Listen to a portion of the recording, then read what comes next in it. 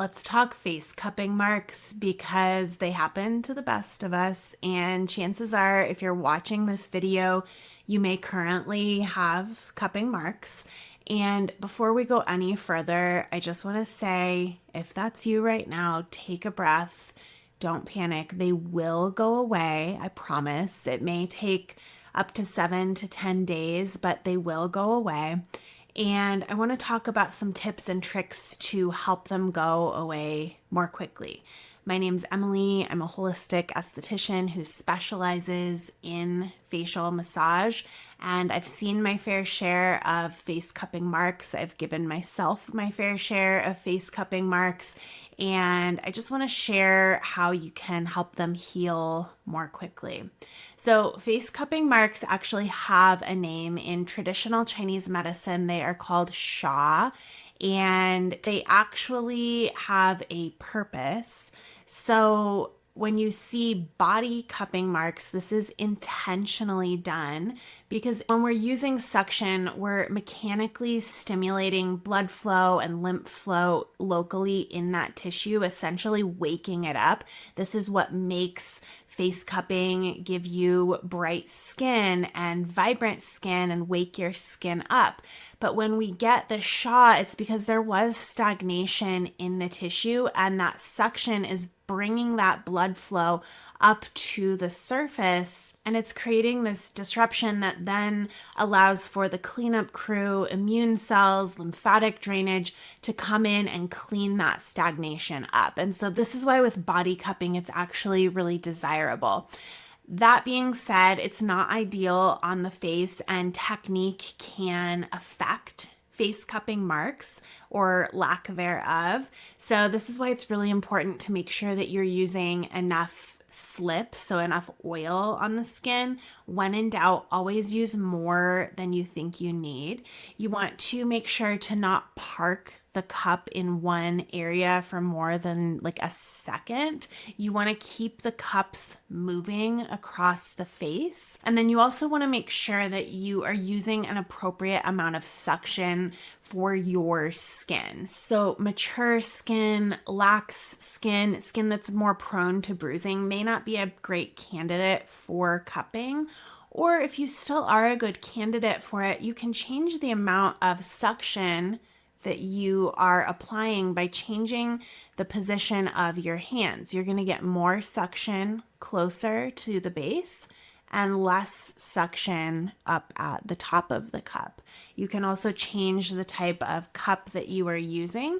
The tiny one is still great for the face.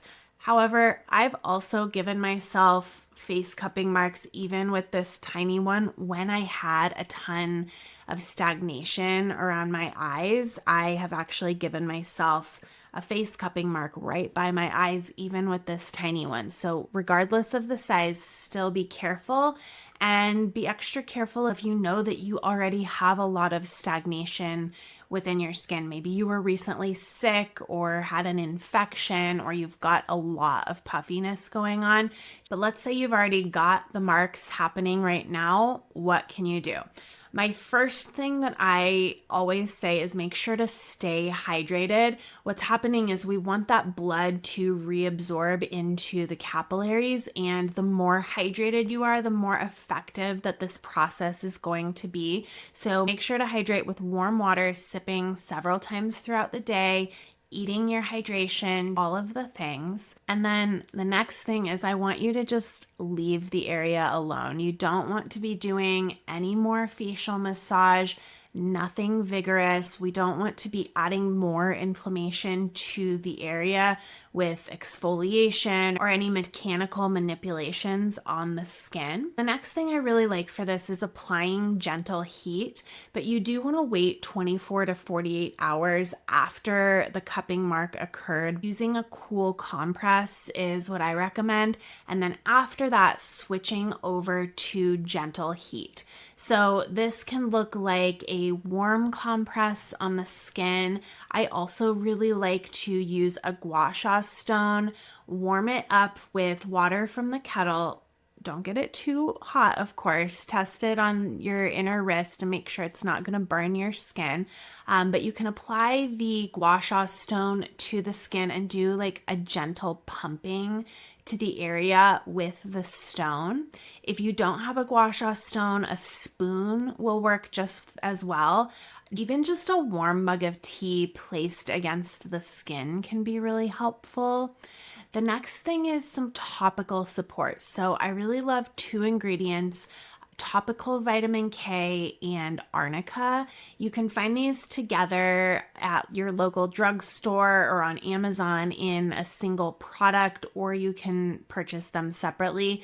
Both of them are going to be really helpful for speeding up that reabsorption of the blood that's pooling in the area and for supporting capillary tissue. And then finally, just be really smart with your sun exposure after this, because it is an inflammatory event and the sun is going to cause additional inflammation. And so this is a time where I would recommend definitely wearing sunscreen, a hat, seeking shade, and not adding insult to injury by getting a sunburn on top of the cupping marks. Even if you do nothing, it will go away on its own, but these are just some ways that you can support the cleanup process be a little bit more effective and a little bit faster. If this was helpful, hit subscribe, follow along for more holistic skincare tips and tricks.